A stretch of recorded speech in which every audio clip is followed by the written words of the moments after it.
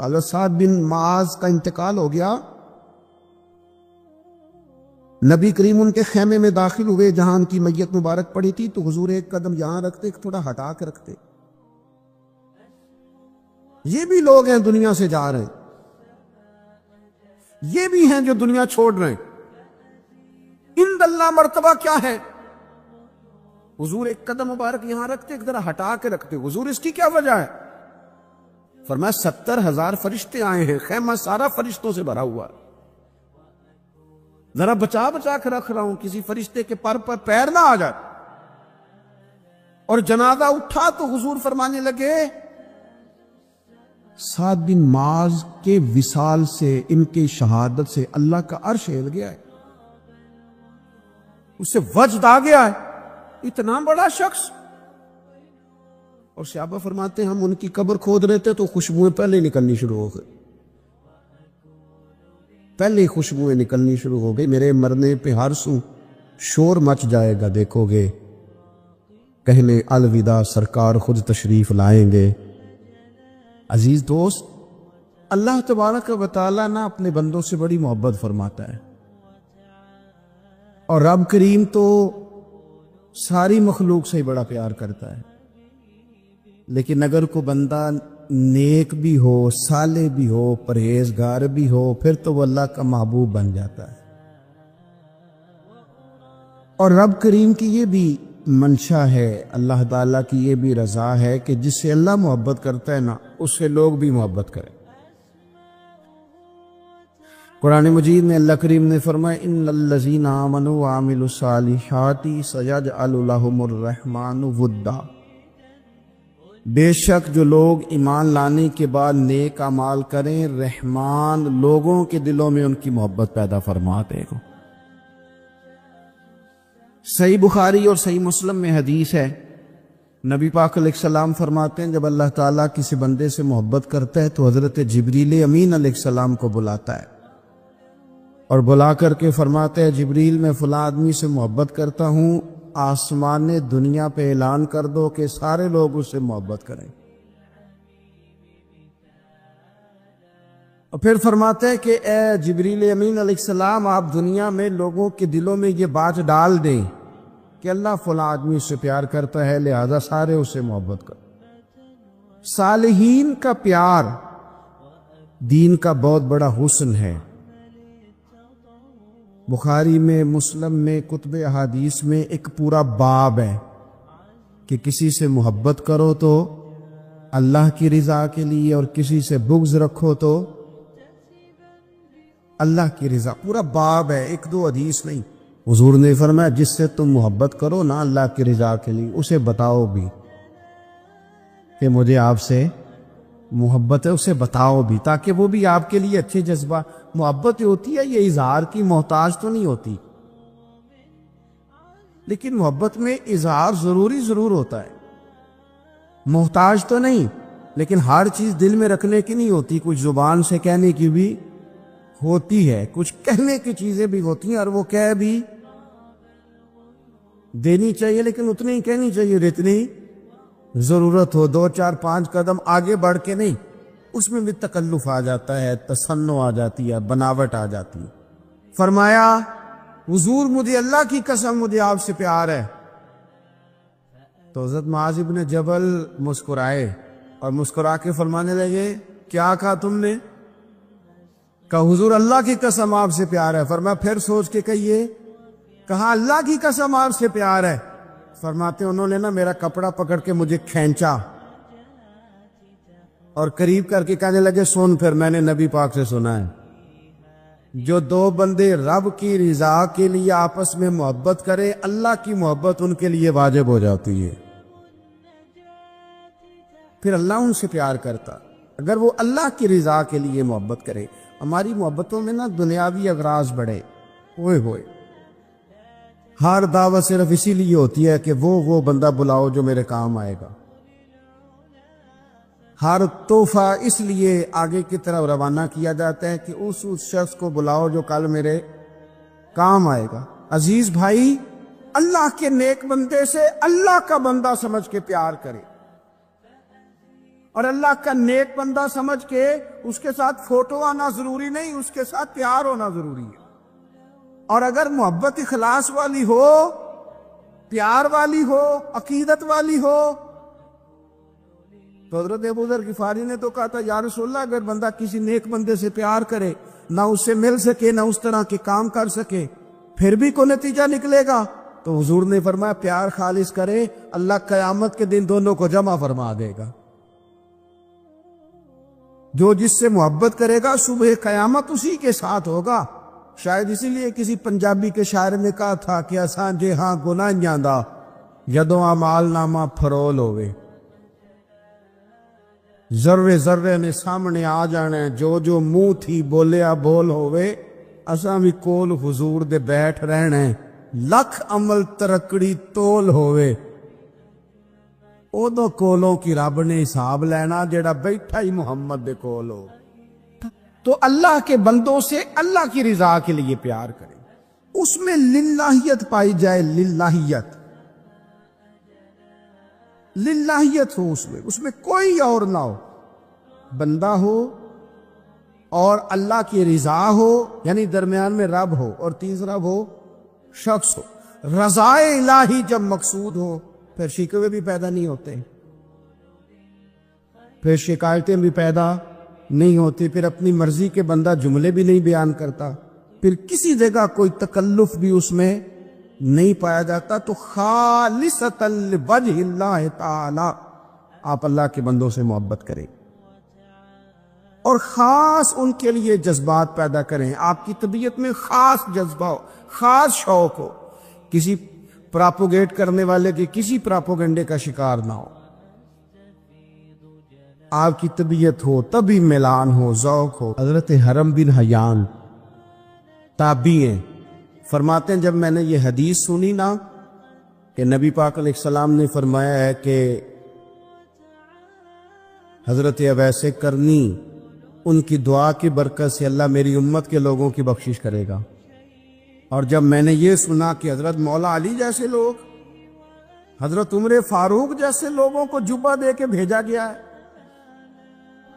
اور حضور نے بھیج کے کہا ہے کہ اب ایسے کہنا میری امت کے لیے دعا کرے، تو فرماتے میرے سینے میں لو لگ گئی کہ میں حضرت اویس کرنی سے ملوں، میری طبیعت لگ گئی، میرا شوق آ گیا کہ میں خواجہ اویس کرنی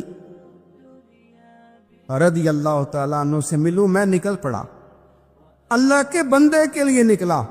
حضرت حرم بن حیان کہتے ہیں، اس کو ابن الجوزی نے بھی لکھا ہے، داتا گنج بخش علی اجویری نے بھی لکھا ہے، کہتے ہیں میں ڈھونڈنے لگا حضرت اویس کرنی کو، بڑے شہروں میں گیا پر وہ ملے نہیں۔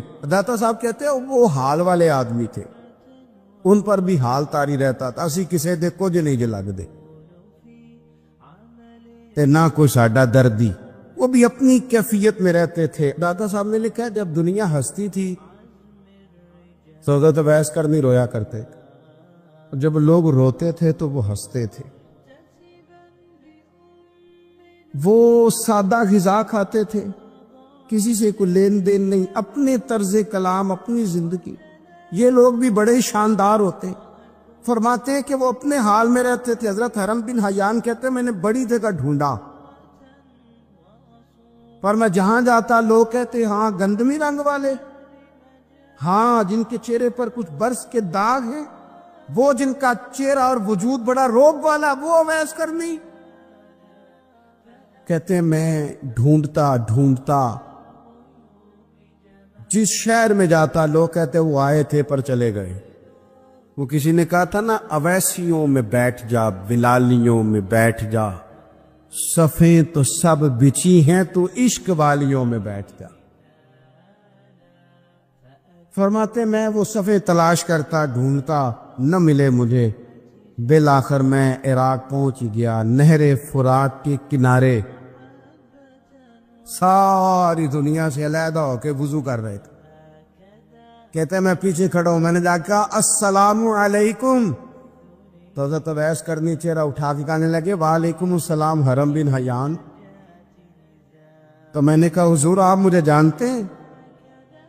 فرمانے لگے عرفت روحی من روحی کا، میری روح تیری روح کی جاننے والی ہے۔ کہتے ہیں میں نے کہا حضور کو نصیحت کر دے تو فرمانے لگے پہلی نصیحت تو یہ ہے کہ آج کے بعد مجھے ملنے نہ آنا، میں نہیں پسند کرتا، میں تنہا رہنا چاہتا ہوں، مجھے نہیں شہرت اچھی لگتی، میرا نہیں دل کرتا لوگ میرے پیچھے بھاگے، آج آیا ہے آج کے بعد نہ آنا، بس چھوڑ دے مجھے میرے حال پہ، میں اپنی زندگی اپنے حساب کے مطابق گزارنا چاہتا ہوں، تو آج کے بعد نہ آنا۔ اور پھر فرمانے لگے اگلی نصیحت یہ ہے کہ جو رب نے تجھے دے دیا ہے نا اس پہ راضی ہو جا، اگر اس پہ راضی نہیں ہوگا تو تکلیف میں رہے گا۔ فرماتے ہیں میں نے پھر کہا میرے لیے دعا کر دے، تو انہوں نے ہاتھ اٹھائے، کہنے لگے یا اللہ میری اور اس کی جنت میں ملاقات کرا دینا۔ تو انہوں نے چہرے پہ ہاتھ پھیرے اور فرمانے لگے اب تو جا، میں کوشش کروں گا تجھے دعاؤں میں یاد رکھوں، تو بھی کوشش کرنا مجھے دعا میں یاد رکھنا۔ فرماتے ہیں یہ کہتے کہتے نا وہ رستہ بدل گئے، اور گلی کا کونا وہ جب مڑے تو پھر میں ڈھونڈتا رہا، دوبارہ زندگی بھر ملے نہیں، لیکن میرا پیار سچا تھا، وہ مجھے ویسے تو نہیں ملے پر خواب میں کئی دفعہ مل جاتے، اور خواب میری وچ بھی آیا باہی تے میں پھر وہ گل وچ پا لئیاں باواں تے ڈر دی ماری اکھ بھی نہ کھولا کتے پھر بچھڑ نہ جاواں۔ فرماتے مجھے محبت ہو گئی، خواب میں زیارت ہو جاتی۔ اب ہوتا یہ ہے کہ ہمارے زمانے میں کچھ لوگ تو بیچارے ویسے ہی بڑے بعض چیزوں سے آوازان ہیں، ان کی طبیعتیں ویسے ہی بڑی تلخ ہیں، بڑی ترش ہیں، وہ ویسے ہی ذرا دنیا سے ہٹ کے چلنا چاہتے ہیں، ان کا مزاج ہے۔ وہ کیا کرتے ہیں کہ وہ بدگمانیاں پیدا کرنا، سوسائٹی کے اندر بری سوچوں کا فروغ دینا اپنے لیے وہ ضروری سمجھتے ہیں اور اپنی ذمہ داری سمجھتے ہیں۔ میں اکثر یہ مثال دیا کرتا ہوں کہ محبت بھی اگر ہم پیدا کرنا چاہیں تو پیدا ہو سکتی ہے، اور کسی کی عداوت پیدا کرنا چاہیں تو وہ کام بھی ہو جاتا ہے۔ بہو جانا چاہ رہی تھی میکے، اس نے اپنے شوہر سے یا اپنی ساس سے کہا کہ مجھے گھر جانا ہے۔ تب ایک پہلو تو یہ ہے کہ وہ شام کو بیٹا گا رہا ہے تو اماں کہتی ہے کہ پتر دیکھ، بیٹا نہیں چاہ رہا تھا کہ وہ جائے، اماں اس کو اس کی ذہن سازی کرتی ہے، کہتی بیٹا دیکھ تو ہر وقت اپنی ماں کے پاس رہتا ہے، باپ کے پاس رہتا ہے، بہن بھائیوں کے پاس رہتا ہے، تو بیچاری اگر 6 ماہ کے بعد 3 ماہ کے بعد تقاضا کرتی ہے تو اس کا بھی تو دل کرتا ہے نا اپنے ماں باپ سے ملنے۔ اب بچہ نرم ہوتا ہے، وہ شوق سے گاڑی نکالتا ہے، شوق سے چھوڑنے جاتا ہے، اس کے دل میں محبت فروغ پکڑ گئی۔ ایک پہلو یہ ہے کہ اس نے مطالبہ کیا بہو نے کہ مجھے جانا ہے میکے، تو ساس صاحبہ نے شام کو اپنے بیٹے سے کہا کہ کوئی طریقہ تو نہیں نا روز جانے کا، اور جب یہ وہاں سے ہو کے آتی ہے تو اس کا لہجہ ٹھیک نہیں رہتا، پھر یہ اس کو غلط مشورے ملتے ہیں، تو پہلے تو وہ صاحب ویسے ہی لڑائی شروع کر دیں گے کہ جانا ہی نہیں، اور جب بات بڑی بڑھے گی تو وہ جائیں گے تو ساتھ یہ کہیں گے کہ جاؤں گا ضرور پر دروازے پہ چھوڑ کے آ جاؤں گا، میں نے اندر کیوں کہ یہ بھی کسی نے پیچھے سے اس کو بھرا ہے۔ آپ کسی بندے کے بارے میں بھی، کسی کے بارے میں، ہمارے تمام جگہوں پہ اسی طرح ہی ہوتا ہے، دوستوں کی محفل ہو، تنظیمیں ہوں، ہمارے دفاتر ہوں، سب جگہ کچھ لوگ باقاعدہ کام کرتے ہیں نفرتیں بھرنے کا، اور فلانا تم نے دیکھا کیا کر رہا تھا، ذہن بناتے ہیں، بندہ اس سے الرجی کھانے لگتا ہے، نفرت کرتا ہے، کچھ ذہن بناتے ہیں یار کتنا بھلا آدمی ہے، دیکھو کتنے وقت پہ آتا ہے، بیچارہ گھر میں اس کے کوئی اور ہے بھی نہیں پھر بھی چھٹی نہیں کرتا، وقت پہ آتا ہے۔ تو یہ ذہن سازی نفرتوں کی بھی لوگ کرتے ہیں، محبتوں کی بھی۔ ایک مثال اور دے دو چھوٹی سی، ایک مکھی وہ ہے کہ آپ کا پورا وجود موجود ہے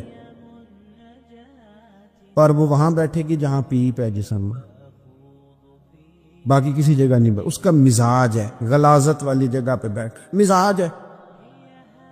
اس نے ڈھونڈ کے کسی غلط بات پہ ساتھ ہی غلط طبیعت ہے اس کی. مانتے نہیں بہت سارے لوگ، پر غیبت کے قائل ہوتے ہیں.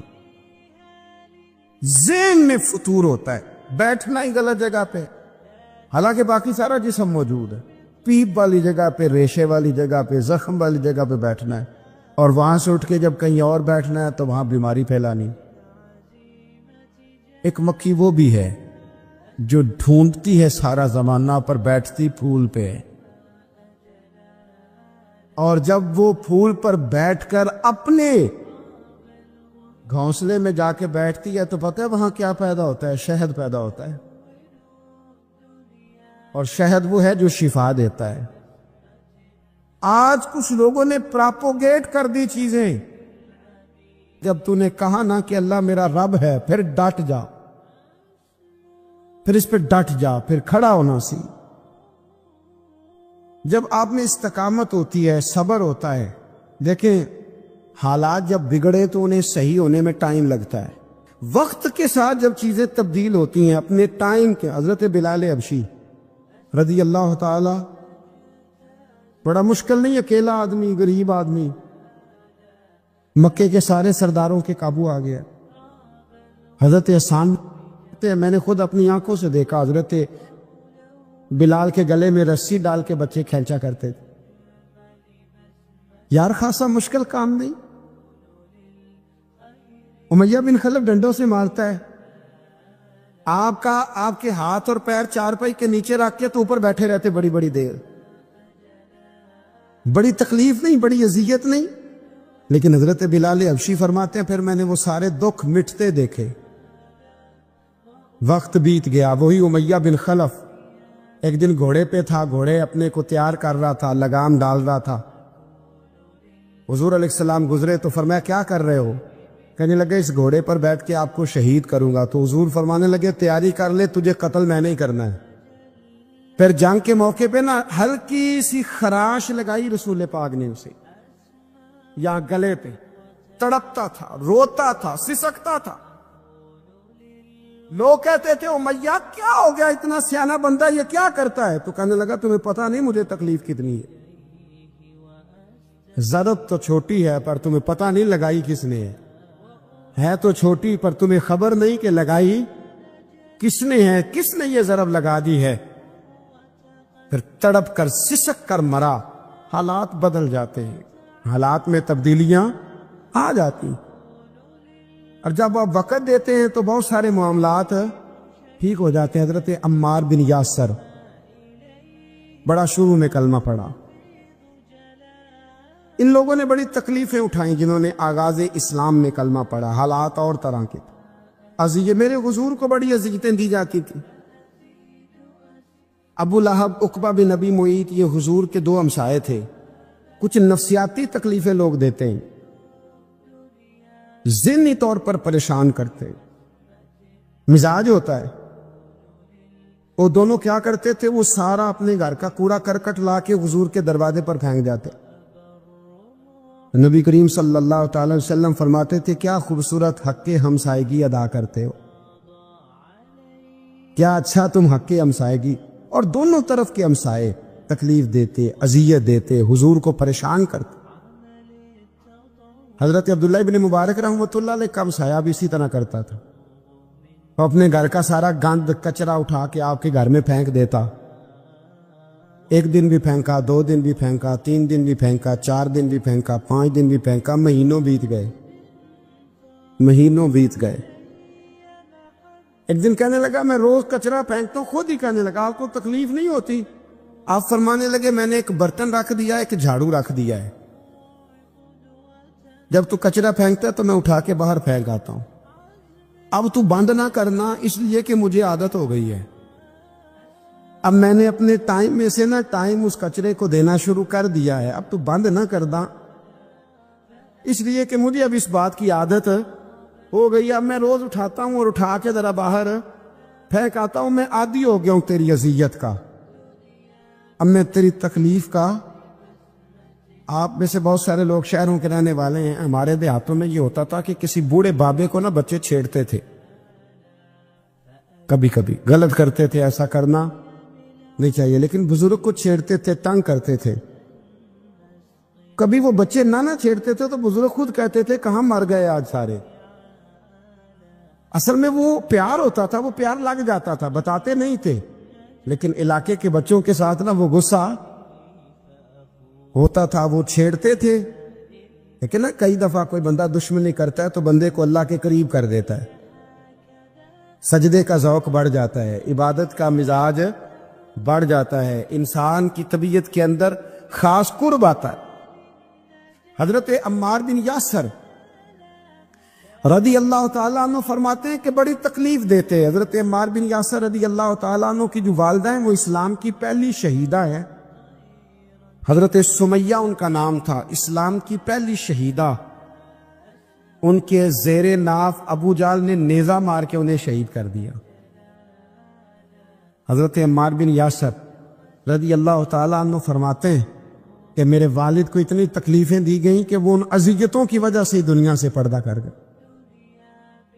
حضرت عمار بن یاسر کو خود کافر اتنا مارتے تھے کہ وہ اپنی حواس کھو بیٹھتے تھے اور ایسی باتیں کرتے تھے کہ سمجھ نہیں آتی تھی کہ یہ عمار بن یاسر بول رہے۔ اتنی سخت اذیت دیتے، اتنی سخت۔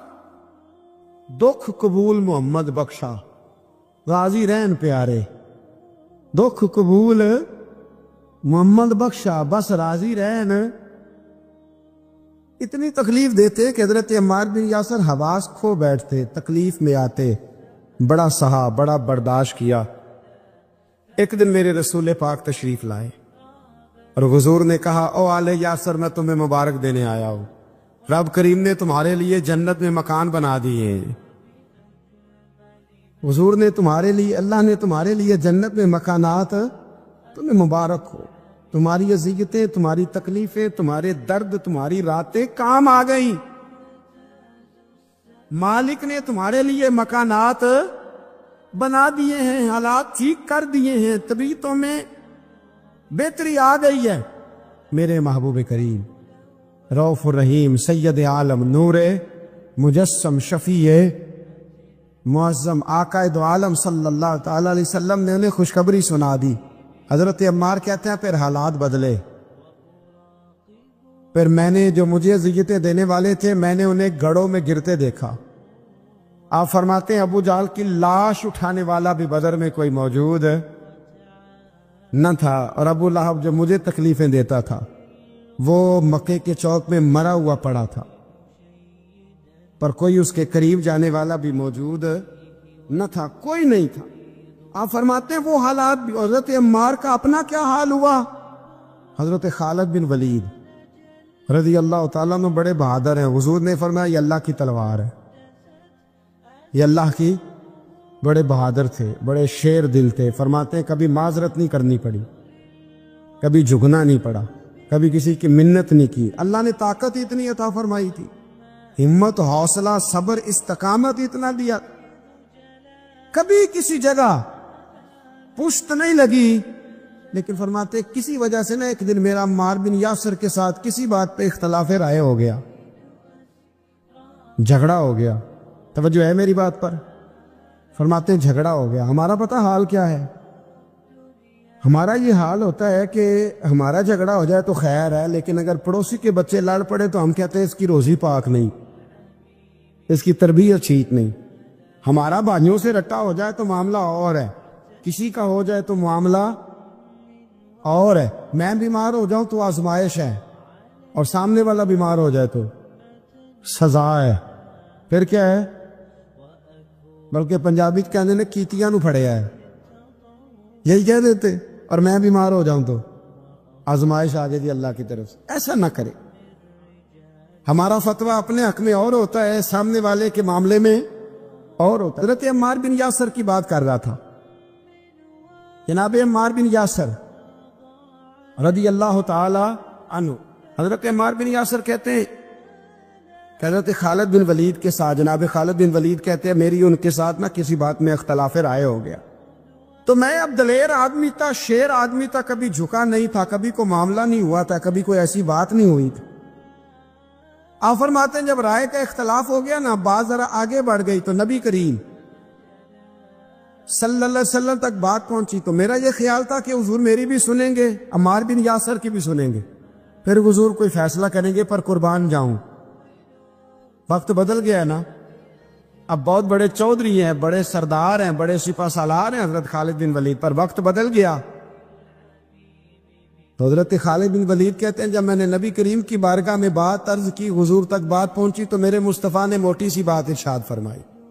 رسول کریم فرمانے لگے بھئی بات مختصر سی ہے، جس نے عمار کو راضی کر لیا اس نے مجھے راضی کر لیا، اور جس نے اسے ناراض کیا اس نے مجھے ناراض کیا۔ فرماتے ہیں بس میری قیمت پڑ گئی، میرا قد اونچا ہو گیا۔ حضرت خالد بن ولید کہتے ہیں میں نے بھی کہا اب بات کیا کرنی ہے، اب تو گزارش ہی کرنی ہے، اب مدعا کیا سنانا ہے، اب تو بات کرنی ہے۔ فرماتے میں آگے بڑھا، اور جیسے بھی ہوا میں نے حضرت عمار بن یاسر کو راضی کیا۔ حضرت عمار کہتے ہیں ایک وقت وہ تھا اور ایک وقت یہ ہے، جب دونوں وقتوں کو دیکھتا ہوں تو کہتا ہوں الحمدللہ رب العالمین۔ یہ ساری تعریفیں اس رب کے لیے ہیں جو تمام جہانوں کو پالنے والا۔ وقت دیں معاملات کو، ٹائم دیں۔ آپ دیکھیں اللہ تبارک و تعالی بڑا کریم ہے، ہمیں وقت دینا چاہیے۔ حضرت سیدنا عاصم بن ثابت بن قیس بخاری میں بھی موجود ہے، اور بھی بہت ساری کتب میں یہ روایت موجود ہے۔ حضرت عاصم بن ثابت بن قیس رضی اللہ تعالیٰ عنہ، آپ نے نا جنگ احد میں بڑی دلیری کے ساتھ آپ لڑے تھے۔ دو لوگوں کو آپ نے قتل کیا تھا، مصافے اور حارث کو۔ ان کی والدہ سلافہ بنت سعد، سلافہ بنت سعد بڑی مالدار عورت تھی، بڑی تیز تھی۔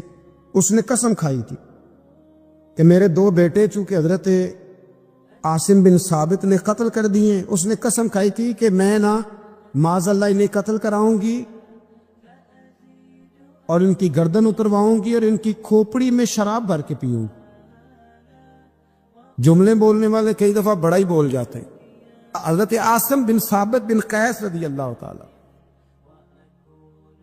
سلافہ بن سعد کہنے لگی کہ میرے بیٹے چونکہ انہوں نے قتل کیے تو 100 اونٹ دوں گی جو انہیں شہید کرے گا، اور پھر میں معاذ اللہ ان کی گردن اتروا کے کھوپڑی کے اندر شراب بھر کے پیوں گی۔ حضرت عاصم بن ثابت بڑے بہادر تھے، قابو نہ آ سکے۔ کافروں نے ایک چال چلی کہ مدینے سے کچھ مبلغ مانگے تبلیغ کرنے کے لیے، بطور مبلغ کو مانگا، لیکن رستے میں بددیانتی کی، جھوٹ بولا، ظلم کیا، انہیں گرفتار کیا، اور گرفتار کر کے معاذ اللہ تعالیٰ انہیں بیچنا چاہا۔ حضرت عاصم بن ثابت کہنے لگے میں میدان کا آدمی ہوں، میں قید ہونے سے لڑائی کرنے کو بہتر سمجھتا ہوں، میں کفار کا قیدی ہونے سے شہید ہونے کو فضیلت دوں گا۔ تلوار نکال لی، نیزے نکال لیے، لڑنے لگے۔ اب اکیلا آدمی اور سامنے درجنوں بیسیوں لڑنے والے، سب کا رخ جب انہی کی طرف ہوا تو حضرت عاصم بن ثابت بن قیس رضی اللہ تعالیٰ عنہ سمجھنے لگے اب شہید ہو جاؤں گا، تو آپ نے ایک دعا مانگی، کہنے لگے اے اللہ میرے بدن کی حفاظت کرنا، اے اللہ میرے وجود کی حفاظت کرنا، گویا میری لاش کی یہ بے حرمتی نہ کرے، اللہ حفاظت کرنا۔ شہید کر دیے گئے، جیسے ہی آپ شہید ہوئے تو اب وہاں تو منت یہ تھی نا معاذ اللہ کے گلا کاٹیں گے اور معاذ اللہ کھوپڑی میں شراب پیئیں گے۔ انہوں نے دعا کر دی یا اللہ حفاظت کرنا۔ آپ سب بھی دعا کریں یا اللہ ہماری حفاظت فرما، اے اللہ دنیا میں بھی حفاظت فرما، قبر میں بھی حفاظت فرما، حاسدوں سے، شریروں سے، مفسدوں سے، اے اللہ حفاظت کرنا۔ یہ دعا فرمائی۔ دعا کرتا ہوں اللہ کے حضور اللہ ہمیں سمجھنے کی توفیق عطا فرمائے۔ آخر دعوانا ان الحمدللہ رب العالمین۔